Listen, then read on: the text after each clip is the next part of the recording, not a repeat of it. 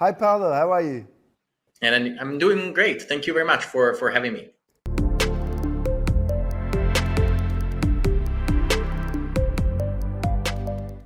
Well, thank you for coming. To be honest, I'm just looking at these cards. There's so many things that has been done. I don't know how to start, where we're going to go with this, but I hope you have some time. Yeah, of course I do. Let's start with, 2023. Obviously, we actually scheduled this for before, but we just both got like in a very hectic schedule. But let's talk about 2023, like Lugano. There's so many things that happened. Let's just capture that first to start with. Then we go into like more specific questions. 2023 has been an incredible year, I think, for the industry in general. I think for the for stable coins, for Bitcoin, and so on. So, first of all, Lugano. You mentioned Lugano. Lugano is one of my preferred cities in the world. You were there in October during our Plan B forum. Yeah. And that was magical to me because it's a different conference that whatever I haven't seen in the world, in our industry, in the crypto industry. I can agree with that. Yeah. I can agree with that. I actually said that to you in Lugano as well. Like, I've never seen such a conference well organized this way. And I'm not going to even go into the drone show and everything, but it was amazing. Yeah, I think it's a conference that didn't aim to sell you anything. Sometimes you go to these conferences and there are all these booths with people trying to talk to you about their tokens or whatever. And Lugano was just a conference about freedom of speech, financial freedom, knowledge, empowering people with knowledge about how to become more resilient as a person, as a family, as a community, as a city, as a country. So that's what I really, really love. And for the fundamental people's rights, like we had the family of Julian Assange. So you could see the pattern. And, and 2023 in general has been, like, as I said, an incredible year. Yeah, so it's been a fantastic year. I'm going to start with a few things. We all know, and the industry knows now for sure, that how much you put time and effort and finances into education all around the world. So, and this is something that is very promising for the industry because Tether, as the lead in stablecoin and the volume of Tether, you could have easily just not go into all the trouble for this, but you did. So like the Yellow Cards collaboration in providing like the education in Kenya, how did that go? How did that start? Like, how did you get to that point where, okay, let's start with, the Yellow Card in Kenya? Well, look, this is a general concept or philosophy. You know me, but in general, for the people that don't know Tether, Tether's management and Tether, philosophy, education is really fundamental for us. And it's not just for education about blockchain, education about stable coins. So the way Tether sees education is leveraging our new understanding of technology and what we learned about the last 10 years in the Bitcoin and crypto industry, and trying to bring these very same improvements that were done into the finance world by crypto and Bitcoin and stable coins into the educational world. There is a concept of edutech, so platforms that help people to have access to fair and in high quality education from their computers, from their laptops. And we wanted to start to experiment at the global level, starting from emerging markets and developing countries, these new approaches. We want to start experimenting, not only teaching about how you can use USDT or how you can use Bitcoin or download that wallet on this wallet. Yeah, these are all cool things, but that are fairly normal and common in our industry. The way we see education is the fact we believe that through education, you can achieve human freedom, right? So a person is free. The highest knowledge and information a person has access to, the more it will likely to become free of strict controls from its government, free of its issues, daily issues, and so on. So we wanted to create the educational platform. We call it Tether Edu. We recently launched it publicly. That focuses, and we partnered with, we invested in a company called ADI in Georgia, Academy of Digital Industry. I was just gonna say Georgia, but you just like it's flowing. That's brilliant. Yeah. And it's because for us it's part of the same story, right? So we want to create an educational program that helps people that want to learn marketing online, people that want to learn coding or social media, or they want to learn about journalism and writing articles or writing books or using AI, these new AI tools like OpenAI or ChatGPT or whatever, right? So or Midjourney. So we want to create a platform where even plumbers can find information, can find teachers that explain them the newest techniques in plumbing. So the way blockchain and crypto and Bitcoin and stablecoins have revolutionized the tech world can be applied not only to our small niche, because I call it a small niche, the crypto industry, but to enormous variety of other industries.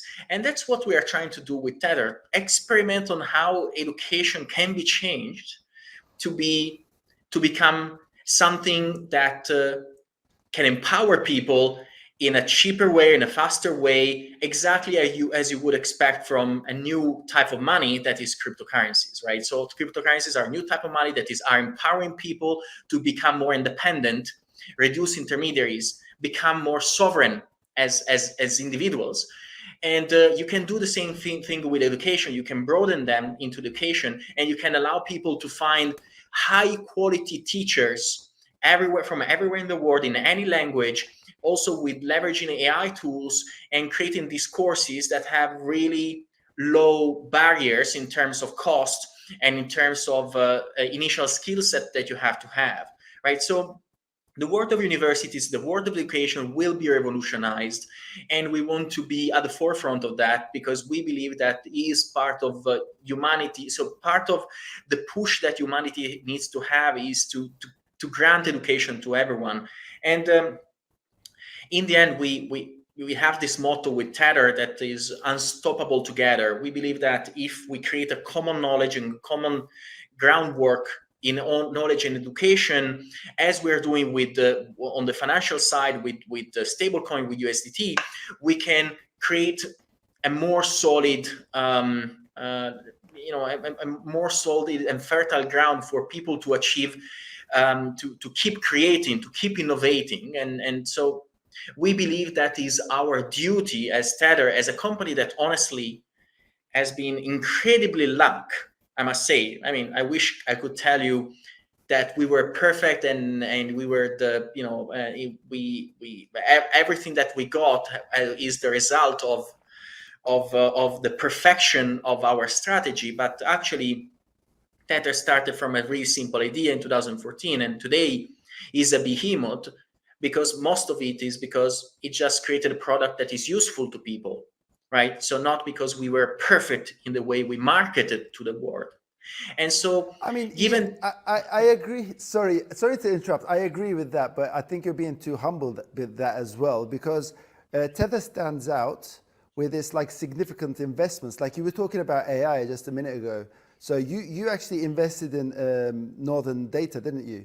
As Tether. So what is your, and also what is your goals with that? Like right after this, can you just explain why did you invest in Northern Data as well? Well, again, this is part of if you think about it, is part of the same story. So now we are seeing, look at what happened with Google Gemini recently, right? So Yeah, there's it's this, ridiculous.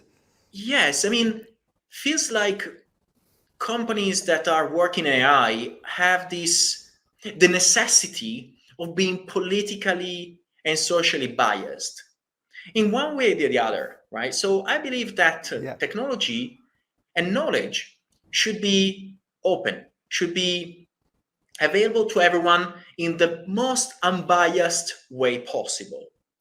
And unfortunately, the companies like Google and OpenAI are the ones that are wealthier, have access to billions of capital in order to build, the new technologies. But the way they build new technologies is biased, is political. They want to steer humanity in their direction, in the direction that they believe is the right one. But honestly, there are many different directions, and there are many different political beliefs, and there are many different social beliefs. So thinking that someone or a specific one is the only one, is the only solution, is not really democratic if you think about it. So these groups are thinking that they're building their technology the most democratic way. Actually, it's not, right? They think they are more forward thinking. Actually, they are not. They are reducing the democratic choice of people in accessing technology because their technology is full of bias. So what we realized is that investing in Northern Data, that is one of the main companies in Europe, if not the company that in Europe has access to more GPUs, more AI chips, so is the leader in Europe for access and for AI infrastructure, is the way for us to ensure that we can support companies in the AI space that need computing power to build more open, more privacy oriented AI tools. Because also on the privacy part is important, right? So I really hate the fact that people with ChatGPT, they're giving the most private things of their lives. For example, you would never had put on Facebook or Instagram your medical bill or your medical checkup, right? You would never have put there to share with everyone or to give it to Facebook. But actually people are uploading on ChatGPT the result of their medical exams to have a summary. And so how scary is that? And Yeah. also it's scary because like what scares me is Google is not a company in a little garage, it's like the reach of Google is so significant that it can affect the future generation with any tool they do. So on the AI side, as you said, like it's very political as well. I don't want to go into that, but when you it's been all over the social media. So when you search for something, a certain race is practically erased from the past, right? So for the future generation and with a technology that is developing so rapidly, this is scary. So it's good that you're trying to at least try to fix this as well. Is there anything you don't want to fix about the world? That's what I wonder. Well, it's part of the same thread, right? Is as money was broken and we tried to fix it with USDT, AI is already broken. AI is so new, yet it's already so broken. And we don't want to do it all, right? I don't pretend I'm not that obnoxious to think that Tether can do everything. But I think that Tether has the financial possibility, not with the reserves, just to be clear. All these investments are done outside of the reserves with the profit. Tether made $6 billion in profit in 2023. And so we have the luck of being able to reinvest part of these profits into things that matter to humanity. Because as Bitcoin created a new opportunity for humanity to have an independent currency, we don't want AI. The AI will be so impactful for society. We know that many jobs in the future seriously will be affected by AI in any area. And so imagine if on top of that you have enormous bias. It's something that if we have the resources, as Tether has the resources, we should at least try to steer the balance a little bit more, right? And so that's why we wanted to put ourselves in the position to offer an option, an opportunity to companies that want to build AI tools that are a bit more fair, a bit more unbiased, to use our infrastructure, to have access to the infrastructure owned by people that really do care about how technology evolves. Well, talking about finances, that's one of the things. You said you do that with your profits, right? And again, that was a massive thing. It went viral all over the social media that when you declared the profits, it was actually 10% of JP Morgan, who has like 250,000 employees, where you have maybe just around 50 or just over. Actually, you remember I tweeted about this. This is a great example of how successful a business can be managed and still make lots of profits. And people are comparing you to, like, although you were established in 2014, people are comparing you to Visa, MasterCard as well. So I think these great achievements comes with some question marks as well on the financial side. I know your commitment, it's highlighted the liquidity preservation, and 90% of what you hold is cash and cash-like assets, I suppose. Well, I know so, but I mean, it's better to hear from you. So how can you tell, because people are like, what is Tether backed with, right? And there's always the answer, but the FUDs keep coming up and everything. So from the first, man, can we hear the financial side of Tether as well? Yes, so Tether in the last attestation was the 31st of December 2023, when we published also the result of the 6 billion in profits for 2023. Yeah, we can see the snapshot of Tether reserves. So 90% of the issued tokens is in cash and cash equivalent. The rest 10% is basically gold and Bitcoin. Now, people could think, oh, well, that could be risky.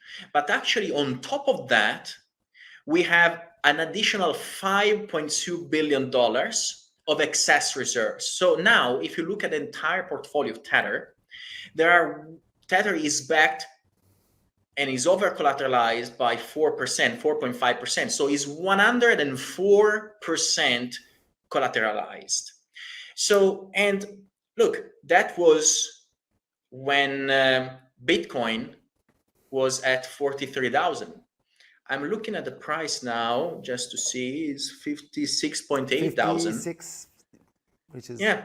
So the over collateralization of Tether grew probably 2 billion at the end, for at least 2 billion if the price stays around these numbers. By the end of the Q1 2024, we'll have 2 billion more in the over collateralization of Tether.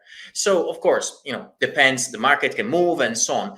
But this shows that actually Tether has always took risk management extremely seriously, right? So we have also 4% in gold. We believe that gold, and gold also went up from the moment we bought it 2 years ago.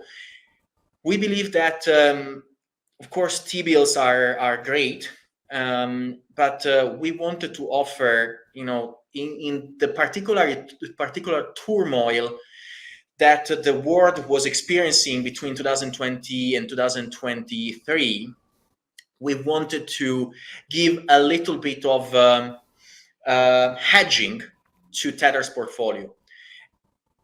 We know, and we also announced recently, that Tether will go, by the way, Tether has in this moment, you asked what Tether is backed by, 90% is US and is cash and cash equivalent.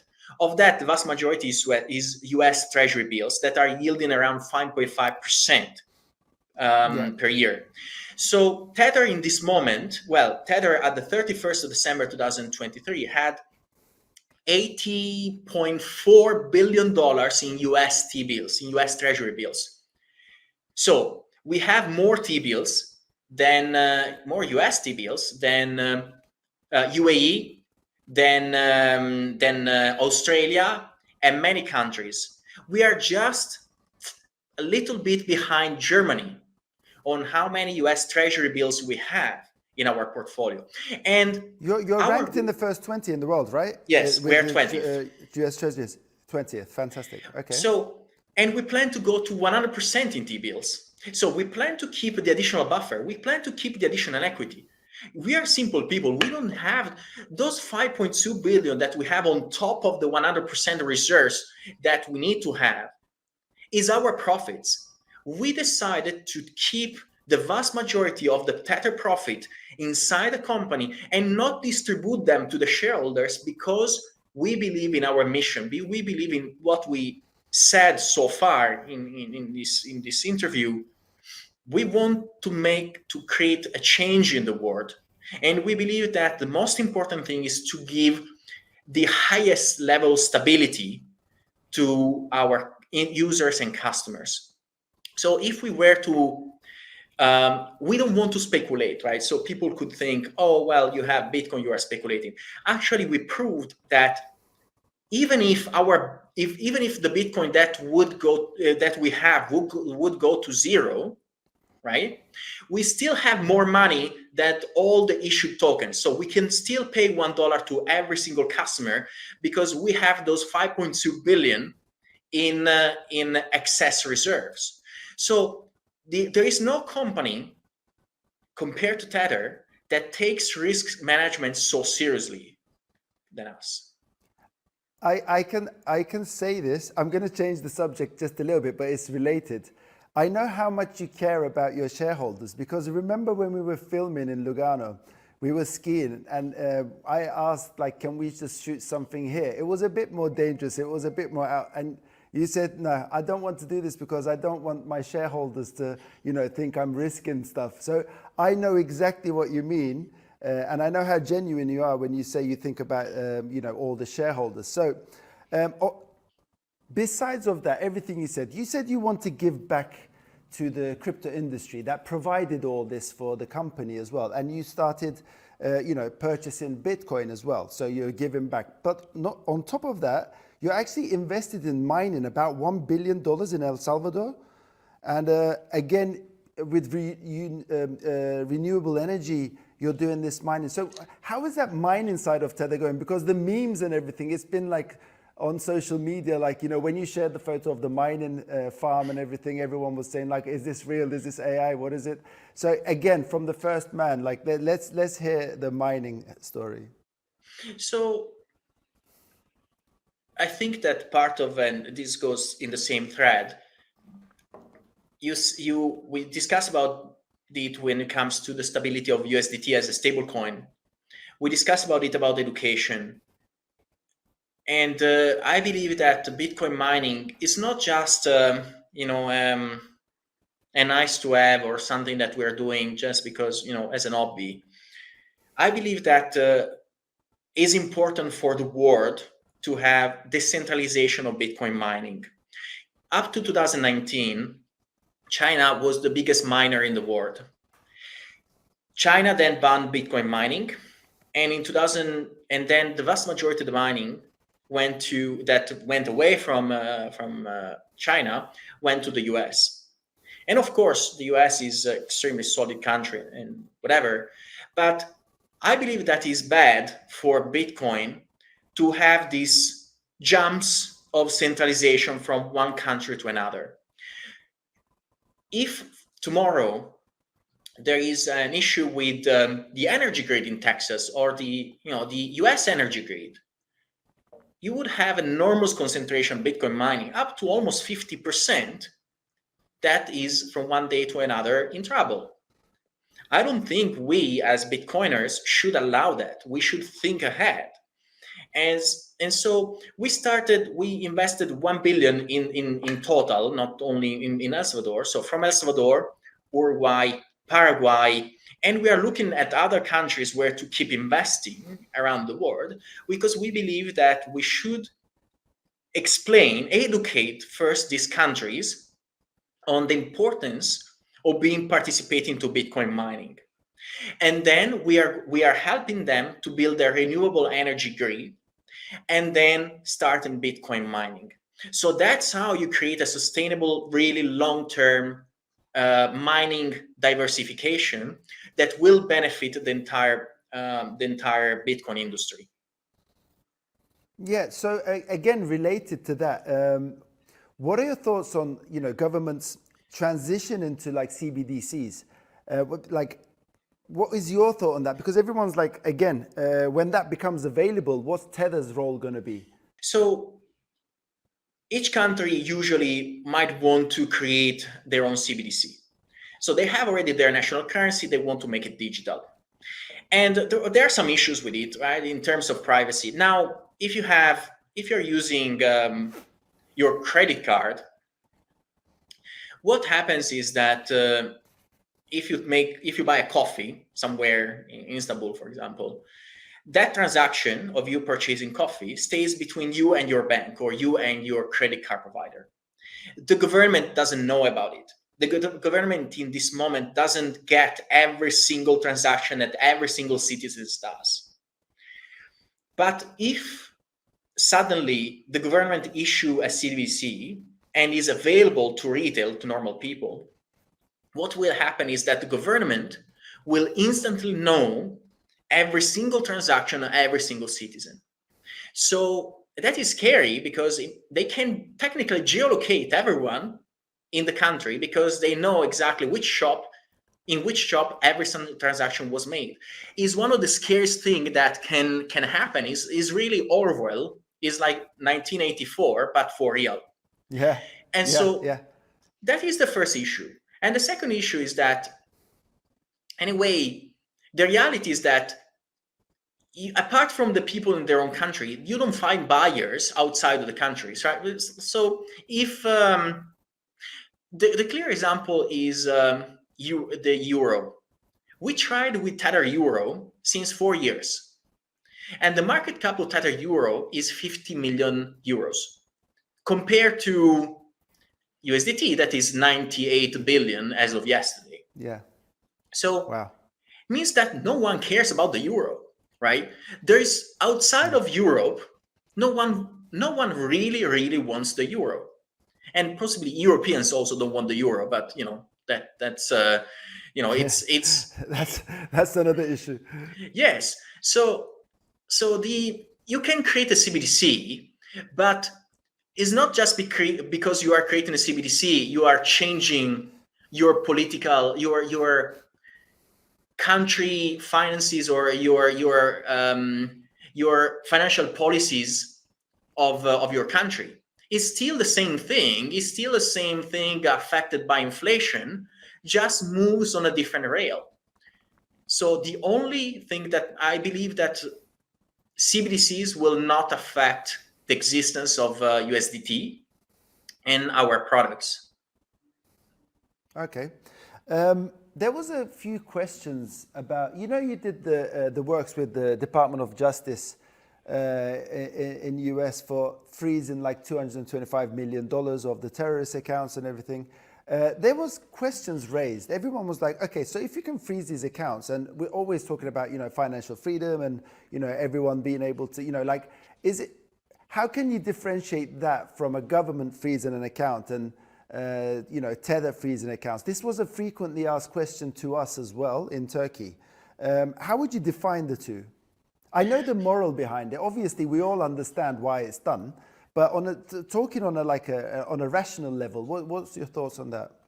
Well, there are multiple parts to it. First of all, Tether USDT is not Bitcoin.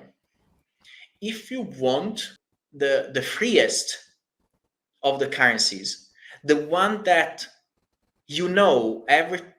every day of your life, that no matter what you do in your life, no one will ever be able to take it away from you, and is resistant to the wrath of God, that is Bitcoin.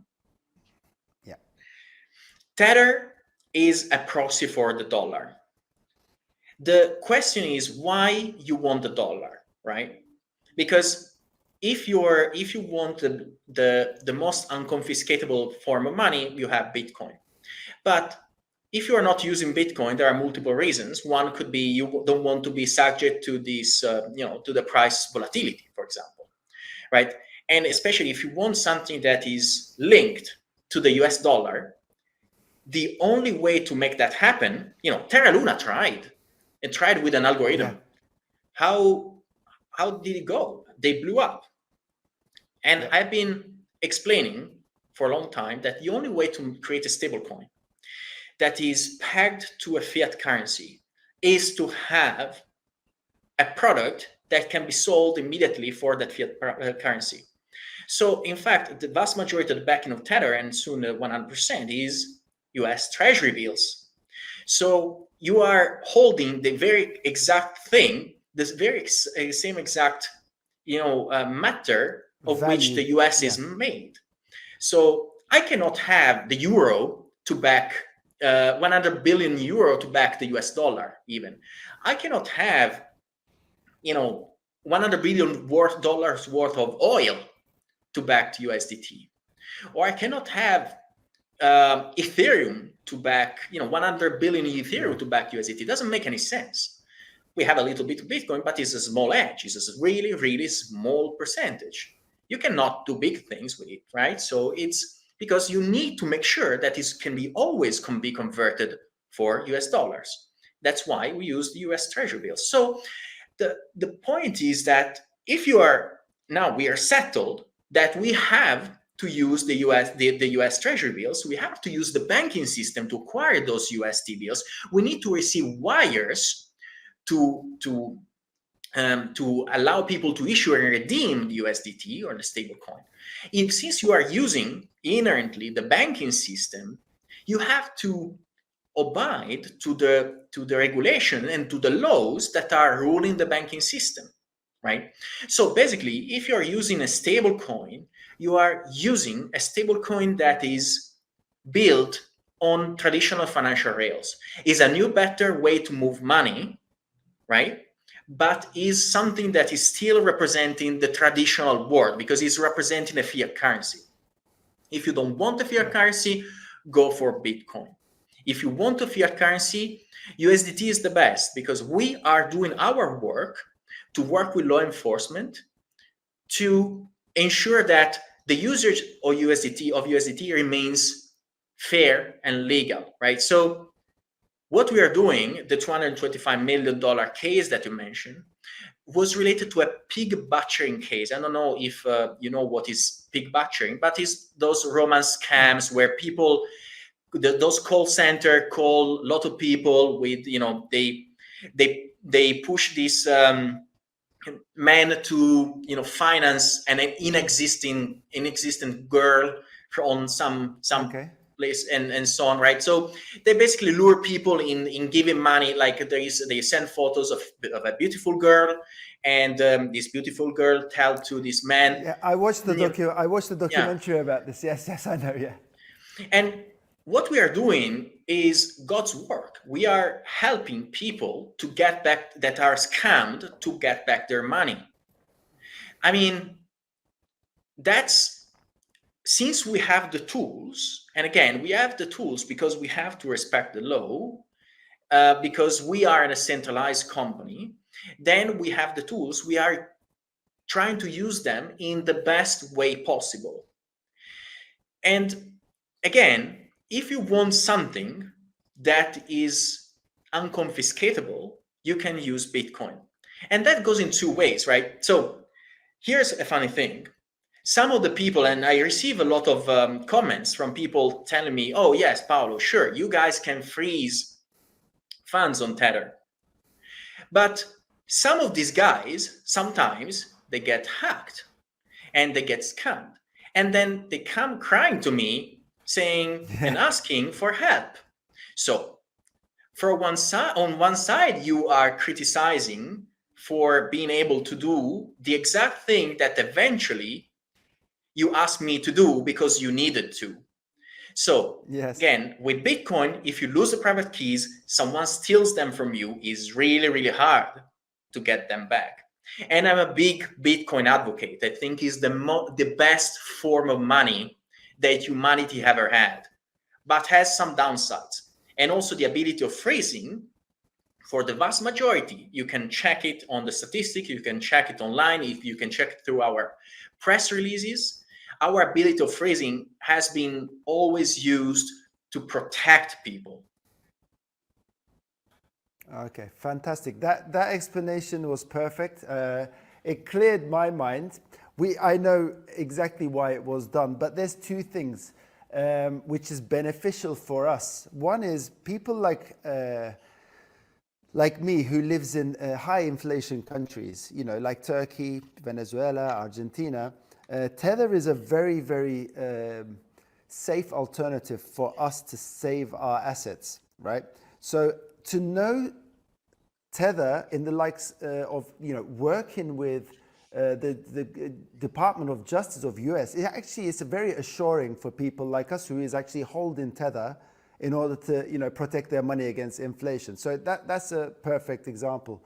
It was a great explanation. One more question. You said $98 billion right now. The volume is around $98 billion, which, you know, when I was preparing to this, it was about 95, 96. So it's increasing. It grows. So in 2020, yeah, it grows. So in 2024, I wonder, you're going to carry on obviously with your investments. I put a post out on Twitter saying, you know, ask me, I'm going to interview Paolo, so ask me what you want. You want me to ask him. You know, Lugano has become the, like, you know, blockchain hub of Europe right now. Everyone's asking, like, what's next? I know you mentioned a few things when we talked in private, but is there anything you can declare that saying in Europe, after Lugano, this is the other cities that we're thinking of to turn into, you know, like cryptocurrency friendly, and it can become the second Lugano? I would like to know from you, like, if you can. Yeah, we started a project called Plan B Network. It's led by Giacomo Zucco, that aims to replicate what we are doing in Lugano across the world, because Lugano can be used as a template for many other countries in the world and many other cities in the world. And, you know, we have been traveling. Our team has been traveling for a lot in the last period, from Georgia, Turkey, Uzbekistan, Kazakhstan, and many other countries. And in South America, El Salvador, Uruguay, Paraguay, Argentina, Brazil. So we are trying to, you know, expand and replicate what we did in Lugano with the learnings of Lugano in many different countries. And Lugano is a tiny city, 70,000 inhabitants. You were there, you saw how big, how small is it. But in the end, everywhere we go, even if we talk to ministers in big countries, the first thing that they ask us is, can you do what you did in Lugano here? And it's crazy because it started 2 years ago, this Lugano Plan B thing. And it's already becoming an aspiration for other cities. So I'm really proud and humbled by the success of something that started really small and is taking a life of its own. Yeah, and it's becoming the Mecca, to be honest with you, in Europe. So for everyone, Lugano is like now the center. This is where it started from.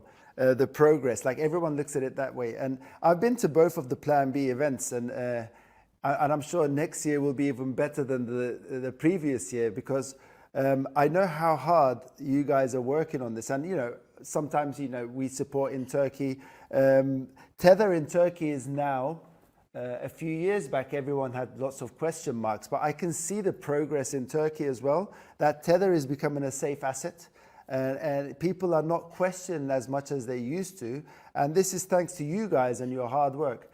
I want to ask one final question, Paolo, and thank you so much for your time. El Salvador. El Salvador is doing amazing stuff. Like, as you know, I mean, I've been there also. I've met Naib like you did. The plans, the progress of the country, you can see it in the people, in the public as well. The enthusiasm, the excitement of a country actually turning from one extreme to a positive extreme. And it's doing well, and everyone's talking about it's going to be the Singapore, like the finance center of South America in maybe the next 5-10 years. All the investments are going in. Obviously, Naib and the whole government is doing a great job. I know how you, Tether, and Bitfinex is supporting this cause as well. What is the, let's say, short, middle, and long-term plans for El Salvador? What's your dreams about El Salvador? So the dreams of that they have in El Salvador are that it will become, as Lugano was, a template for the world. Also a political template. Look, I mean, also recently I had a great dinner with the President Bukele, and I think he did the unthinkable. He was recently elected with 85% of the votes. Absolutely, yeah. So, and no one questioned the legitimacy of that election. So it means that 85%. So first of all, 2.5 million people went to vote. Is like 80% of all the voters. I mean, if you go in Italy, it's like 30% of all the voters go to vote. Right, 80% of the and voters. Also the Salvadorans outside El Salvador, like in America, everywhere, people were going to the embassies to vote. Because now they feel proud. They feel proud that they want their country. They see their country having a chance. They see that they can become really the Singapore of Central and South America. And it's the security is the most important thing. I mean, the first time we went there, every time we were going out, we were seeing people with, outside of restaurants, there were people with shotguns. It was dangerous. And we went back in last November, and then back 2-3 weeks ago, there was no one, because there was no need. Because people feel safe. You talk to people in the streets. I went in the most dangerous region of El Salvador called La Union, where was the region where the gangs were clashing more violently with each other. And I met fishermen. I met people with restaurants. They were rebuilding their lives. The gangs were occupying the houses. And the small places, the small factories that these people had for 15-20 years. These guys were completely disowned from their own land, from their own houses. So, and now you talk to them, they're happy, they can work, they can rebuild everything. If you go there, they can buy as well, can't they, Paolo? They can buy stuff. Like before, I heard, I was doing a documentary in El Salvador, and I interviewed a few people. Sorry to interrupt, by the way. I have to just add something in there. No. There was horrific stories like you can't even buy a nice motorbike because someone would come and take it from you. It was dangerous to buy anything luxury. So you can imagine how that affects the economy, right? And I went to the old town, where the new library is? The center. So I went there, and they said to me, I spoke to a couple of locals, and they said a few years back, we wouldn't be able to come here and walk around and that. And they've done an amazing job with the library and the whole planning of the place and everything. So I agree with you 100%. Now the people feeling safe, they're more productive, they're more creative, and they can actually spend money on the things they want to buy, which is amazing for for the economy, right? Yeah, and you bring in, and also you bring capital from the outside. So before there was a curfew, people could not go out easily after 5 o'clock, 6 o'clock, and so it's like putting 60,000 people in jail, freed up 5 or 6 million they had first, there were 6 million people in jail in a country, and the jailers were these 60,000, pandilleros that completely kept the country in a starvation and stagnation. So I recently heard the speech of Bukele in CPAC, and was great.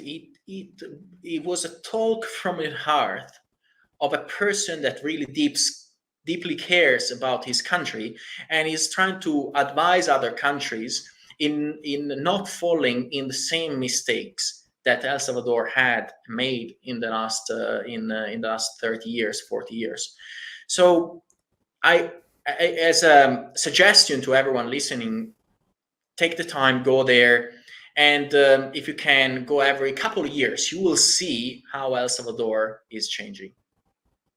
Yeah, I also like tell all my friends here to visit or invest. There's a couple of good businessmen of mine, friends, they're investing actually, they're buying some houses and everything there. So, I mean, it's great to see some positive things happening also, where all this like Europe right now, instead of improving, I can see it going like a bit backwards in economy and like all the safety issues and everything, where El Salvador is rising. So it's time to actually invest there. And Nayib Bukele, the president, is doing an amazing job. Paolo, is there anything you would like to add? I think we covered a lot. We did, right? But I'm just basically, I feel blessed in being able to share my experience, to give my 2 cents on what we did and what we plan to do with Tether.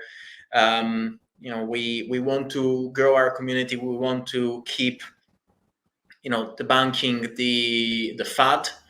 We want to showcase how many cool things we can still build together, how many ideas we have to deliver, and we are working to deliver them in order to change in our small way, because in the end, although we might seem like kind of a big company, we are still really small, but we believe that we can help creating the tools for empowering people and to live a freer life. So thank you for all the support, because I know that in Turkey the support to Tether is big.